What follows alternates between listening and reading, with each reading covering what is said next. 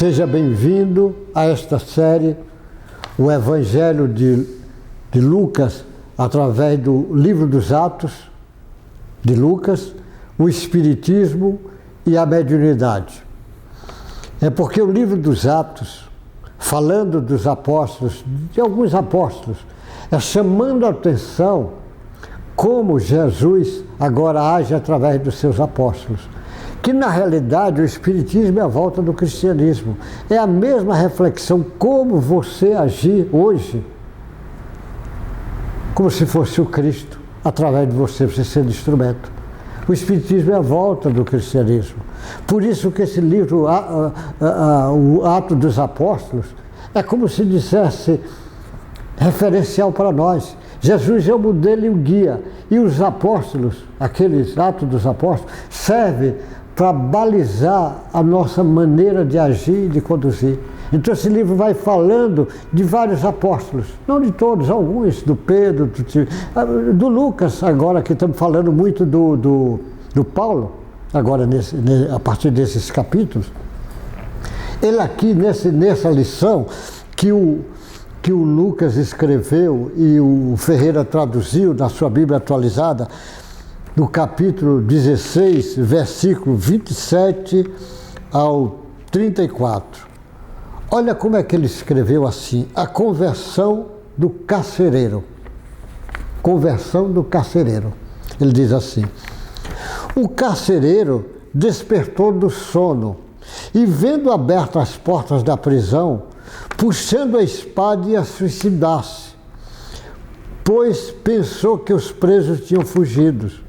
Mas Paulo gritou bem alto: não faça nenhum mal a si mesmo, estamos todos aqui. Então o carcereiro, tendo pedido uma luz, entrou correndo e trêmulo, prostrou-se diante de Paulo e Silas. Depois, trazendo para fora, disse: senhores, que devo fazer para ser salvo? Eles responderam, eles que eram o Paulo, o Silas: creia no Senhor Jesus e você será salvo, você e toda a sua casa. E pregaram a palavra de Deus ao carcereiro e todos que faziam parte da casa dele. Naquela mesma hora da noite, cuidando deles, lavou-lhe as feridas dos açoites. E logo a seguir, ele e todos os membros da casa dele foram batizados. Então, levando para a sua própria casa, deu-lhe de comer e com todos os seus manifestava grande alegria por ter crido em Deus. Olha que coisa interessante. Paulo estava fazendo essa viagem missionária, e estava lá naquela região de Filipos. E ali estava acontecendo alguns fenômenos mediúnicos muito interessantes que vai chamar a atenção. Lá, primeiro, fala lá da Lídia, aquela burguesa de origem asiática, mas que já tinha aceitado o judaísmo e que depois ela, com um grupo de mulheres reunido, Paulo conversa com ela e ela muda a ideia na direção do Cristo e leva eles para ficar na casa dela e forma um grupo de cristãos ali, ele vai ensinando e ela vem ser uma peça importante naquela a caminhada do cristianismo naquela região, porque o Paulo era muito estratégico. Ele pegava uma cidade grande e ali espalhava para as outras, ele ia fazendo aquilo, formava um grupo, depois ele voltava, ia formar outro grupo em outra cidade, e ali era a base. O Paulo trabalhou muito usando as capitais dos estados, numa forma estratégica fantástica. Ele usava as cidades que serviam para influenciar as outras, ele sabia disso. Então a Lídia, ele causa um impacto. A Lídia e toda a família da Lídia, as mulheres que acompanham. Mas ele também causa impacto quando pega aquela escrava, que era explorada pelos patrões dela, porque ela fazia adivinhações, era um espírito que usava ela para ela fazer adivinhações. Quando Paulo faz a desobsessão dela, expulsa esse espírito. Eles ficam revoltados e prendem o Paulo, porque o Paulo dá prejuízo, acabou o lucro dele. E o carcereiro recebe ordem, depois do Paulo ter apanhado de varas, porque foi lá, o juiz manda prender, e manda prender que ele não pode ser solto. E o Paulo fica lá preso, as pernas amarradas nos troncos, os braços naquela lama, de noite, e o Paulo e Silas em oração e cantando, e tem um terremoto na casa, e a casa estremece, a base da casa, mas as portas se abrem e todas as correntes se abrem, e todos ficam soltos. E o carcereiro, quando vê aquilo, fica com medo, porque sabe, é de noite, e ele com medo, sabia que ia morrer, então ele já pega a espada para suicidar. E o Paulo grita lá dentro, não faça isso, nós estamos aqui. Olha o fenômeno mediúnico como é muito interessante. A mediunidade lá com a Lídia e aquelas mulheres. A mediunidade lá quando ele expulsa o obsessor lá daquela escrava. A mediunidade agora que ele vai ficar preso e vem o fenômeno do terremoto, que nós sabemos, a mediunidade de efeito físico é bem estudado, porque esse terremoto é um terremoto que só faz abalar a casa e abre as portas e as correntes. É um terremoto que está dirigido. Então, de novo, e Paulo no escuro, lá embaixo, porque ele estava lá embaixo, porque ficava preso, ele sabia que o carcereiro, o soldado lá, queria suicidar. E ele grita lá no escuro, sem estar vendo o homem, se o homem está vendo, não estava vendo, mas espiritualmente ele sabia, porque o médio de transporte, isso é comum, isso é estudado no Espiritismo, por isso que esse livro é mais fácil, quando você conhece mediunidade, conhece o livro dos médiuns, e conhece os trabalhos mediúnicos, que é feito cientificamente para explicar o fenômeno. Ele sabia e ele disse para o espírito, pare. Mas isso é comum no nosso meio. O Chico, quantas pessoas, às vezes ele dizia, eu lembro de uma vez ele dizendo, vai buscar aquele rapaz de camisa azul que está lá fora.